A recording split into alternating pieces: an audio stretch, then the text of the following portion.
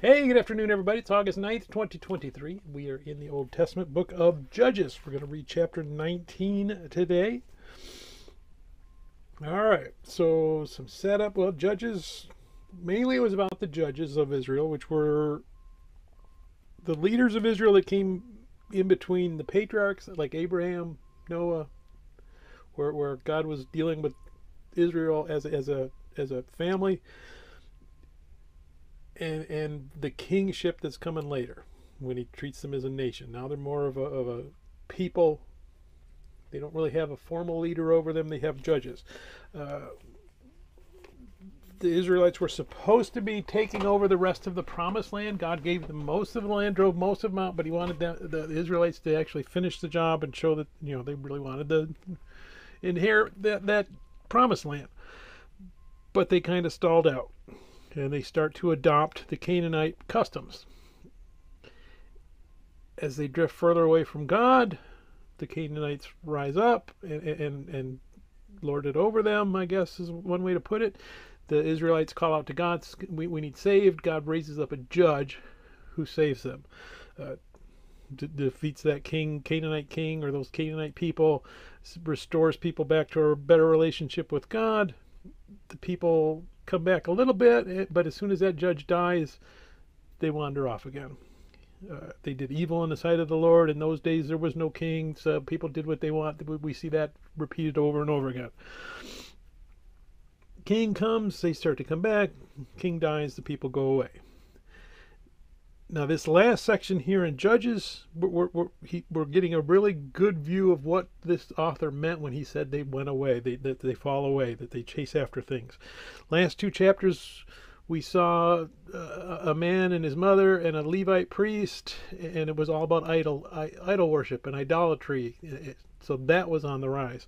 Here we're just going to get plain out evil in chapter 19 for the rest of this book of Judges.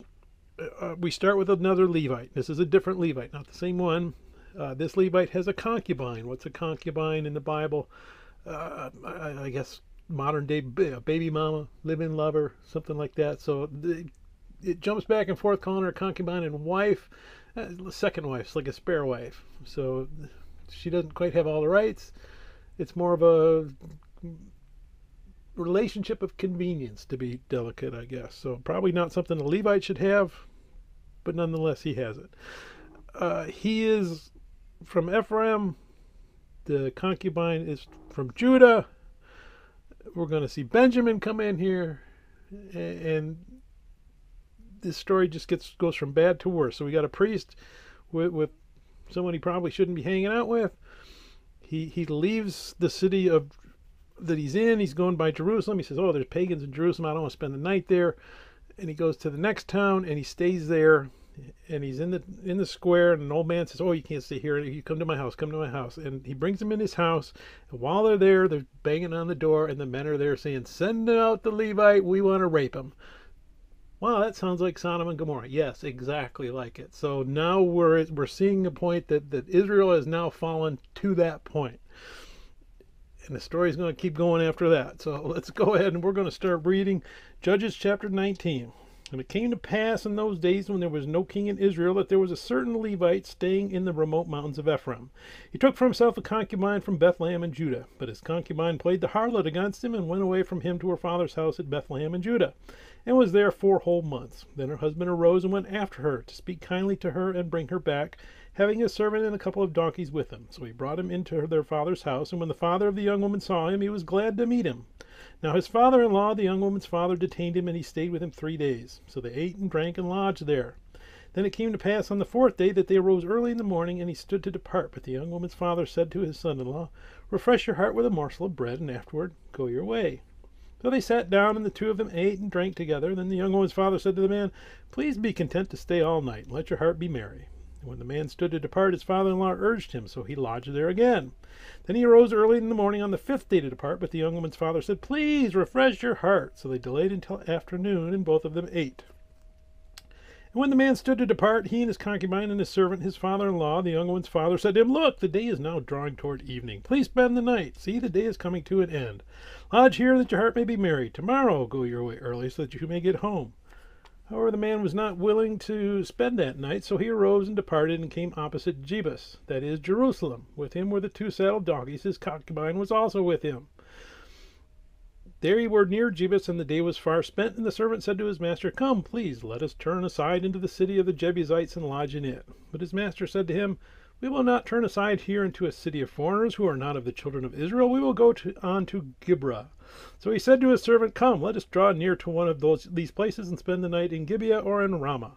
And they passed by and went their way, and the sun went down on them near Gibeah, which belongs to Benjamin. They turned aside there to go into the lodge in Gibeah, and when they went in, he sat down in the open square of the city, for no one would take them into his house to spend the night.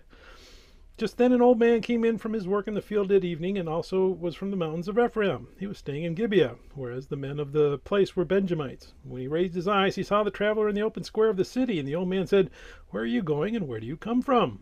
So he said to him, We are passing from Bethlehem in Judah toward the remote mountains of Ephraim. I am from there. I went to Bethlehem in Judah, now I am going to the house of the Lord.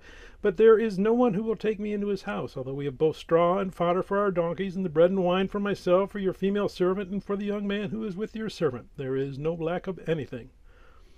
And the old man said, Peace be with you. However, let all your needs be my responsibility. Only do not spend the night in the open square. So he brought him into his house and gave fodder to the donkeys, and they washed their feet and ate and drank. As they were enjoying themselves, suddenly certain men of the city, perverted men, surrounded the house and beat on the door. They spoke to the master of the house, the old man, saying, Bring out the man who came to your house, that we may know him carnally. But the man, the master of the house, went out to them and said to them, No, my brethren, I beg you, do not act so wickedly. Seeing this man has come into my house, do not commit this outrage. Look, here's my virgin daughter and the man's concubine. Let me bring them out now. Humble them and do with them as you please, but to this man do no such vile things. But the men would not heed him. So the man took his concubine and brought her out to them, and they knew her and abused her all night until morning. When the day began to break, they let her go. And the woman came as the day was dawning, and fell down at the door of the man's house where her master was, till it was light. When her master arose in the morning and opened the doors of the house and went out to go his way, there was his concubine fallen at the door of the house with her hands on the threshold. And he said to her, Get up, let's be going. But there was no answer. The man lifted her onto the donkey, and the man got up and went to his place. When he entered his house, he took a knife, laid hold of his concubine, and divided her into 12 pieces, limb by limb, and set her throughout all the territory of Israel. So it was that all who saw it said, No such deed has been done or seen from the day that the children of Israel came up from the land of Egypt until this day. Consider it, confer, and speak up. May God bless the reading of his word. May God bless you. Bye.